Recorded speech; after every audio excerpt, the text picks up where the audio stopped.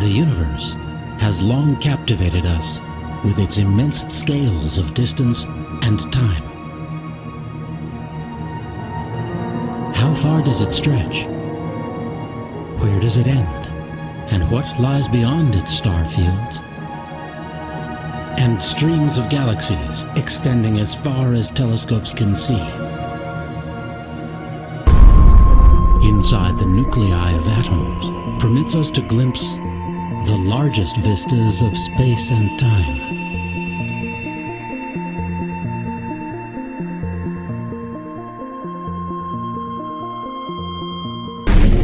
The Greeks were first to see celestial events as phenomena, subject to human investigation, rather than the fickle whims of gods. One sky watcher, for example, suggested that meteors are made of materials found on Earth, and might even have come from the Earth. Those early astronomers built the foundations of modern science, but they would be shocked to see discoveries made by their contemporary counterparts. The stars and planets that once harbored the gods are now seen as but an infinitesimal part of a vast scaffold of matter and energy extending far out into space.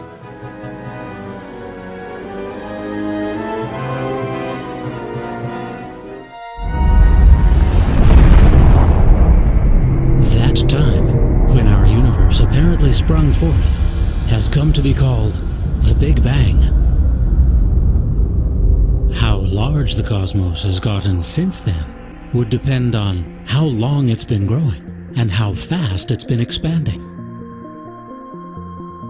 Recent precision measurements gathered by the Hubble Space Telescope and other instruments have brought a consensus that the universe dates back 13.7 billion years.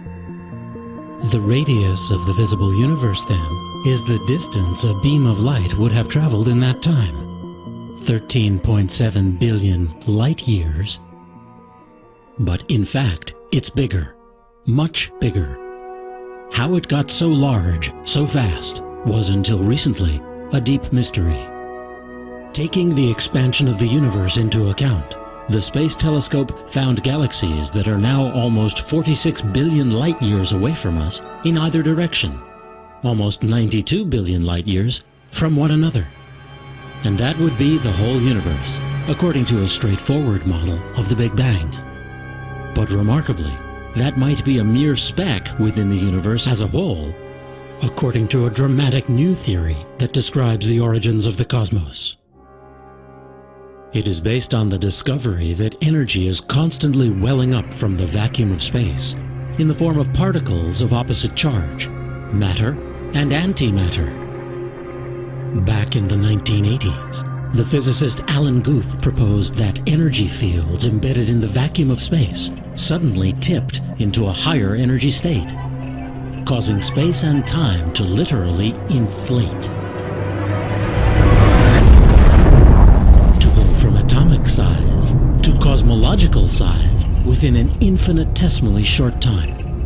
As a result, according to one calculation, the whole universe would have grown to some 10 billion trillion times the size of the observable universe.